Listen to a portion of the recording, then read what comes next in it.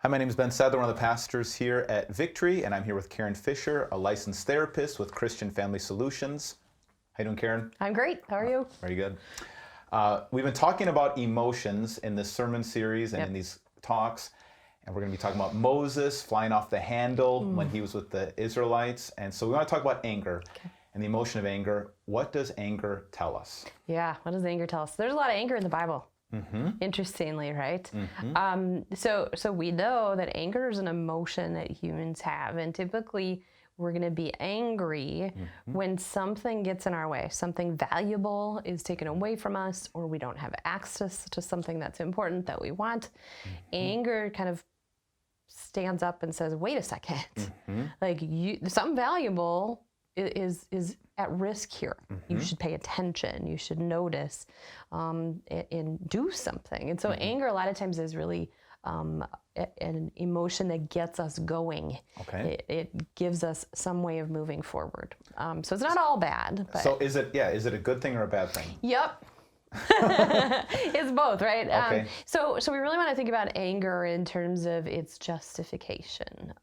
Okay. So we could talk about it in terms of sin. I'm not necessarily here to do that, but to even just think of it as am I justified in the anger that I have? So Okay. if someone impedes my process towards something or takes something valuable from me, am I justified in feeling angry about it? Now, it's possible that I am. Okay, it's possible that I have a justified anger, even a righteous anger from a Christian viewpoint. It's also possible that I've just convinced myself that I'm justified in being I think angry. we all think all of our anger is always justified. We do. It's got to be hard to distinguish. Yeah, because what we care about, our values, if they're at risk, we're going to say, yeah, I have a right to be angry about that. So sometimes the question is not so much is the anger like justified, because we could wiggle our way out of that and we can say, oh yeah, I'm absolutely justified in being angry about this. Most of the time the question is, do I want to be this angry? And do I want to do what this anger is trying to get me to do? Yes or no? Yeah.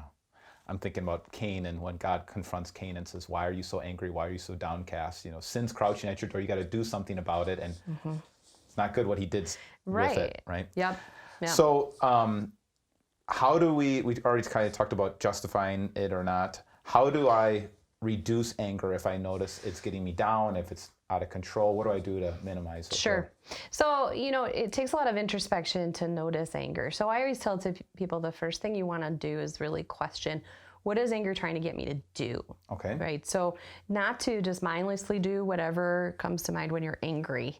To do that typically lends itself to more anger or more disruption or some sort of secondary problem, right? If I'm angry with you and I say something mean to you, now I have a secondary problem too, because I've hurt you or I've done extra things to make the problem worse.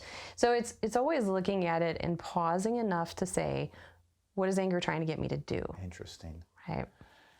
And it might be a good thing, right? I'm going to start a cause, or I'm going to stop this from happening again. But a lot of probably reactive anger is probably going to lead me into a bad spot. It right? could. So you want to ask that question, what is it trying to get me to do? That's number one. And number two is, do I want to do that? Yeah or no? Right? Do I really, is that the right thing to do here? And a lot of times that's where, if we can get enough calm to think that through, we're going to choose something else. Like rule number one of anger management, move away, create space before you do something. So it is important to kind of notice it first. The second thing then is to figure out, if I want to make my anger smaller, how would I do that? And typically we say act in the opposite fashion to that emotion. We've used that with sadness too when we talked about sadness. Acting opposite to anger would be to be kind. Right? On the other cheek, right? Instead Very of punching scriptural. the guy. Right. So, and what happens when you do that is you demonstrate to yourself and the person maybe that you're angry with that kindness is more powerful. And suddenly you don't have to be reactive. You're proactive, you're intentional by being kind, and that anger will go down. Now, the trick is you have to do that all the way. You have to mean it, which a lot of people don't think. is true, like this fake it till you make it mentality or kill them with kindness.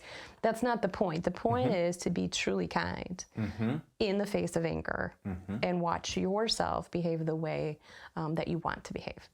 Then anger gets managed.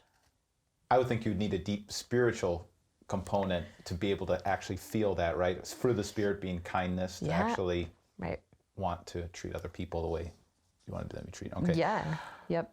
So what would be ways to deal with others when they're angry with us? So if somebody is angry with something that I've done, how do I respond to that? Yep. I think kind of like I alluded to before, step one, create some space. Anger management 101. If both of us are angry about something, we just need a timeout. We need some sort of rule about how we're going to handle that. And then we come back when cooler heads prevailed. So space is always important to thinking and to choosing what you want to do. So there's that. I think it's also good to be understanding. Normally, when you're angry, there's some sort of conflict, right? Those values are not the same. So we want to try and understand what's the other person's viewpoint.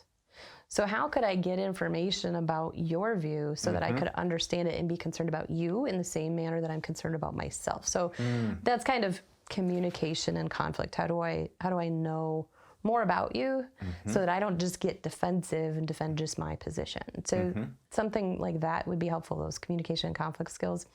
And then I think the last thing to really think about, either in a secular sense or a spiritual sense, is forgiveness. And there's a Christian psychologist I love by the name of Everett Worthington who talks about forgiveness as, you do the forgiving act. You say, or you, in your mind, forgive the other person. And then your challenge is to forgive and remember that you're forgiving, right? It's very common vernacular to say, forgive and forget. Well, what we don't realize is we're humans and we can't just forget on command.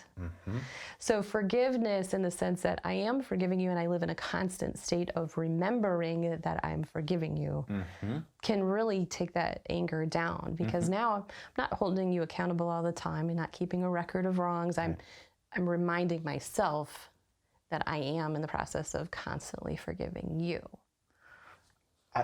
What responsibility does the person have then if that person is angry? You've tried some of these things. I mean, when do you know to give up? When do you know keep trying to understand? Sure.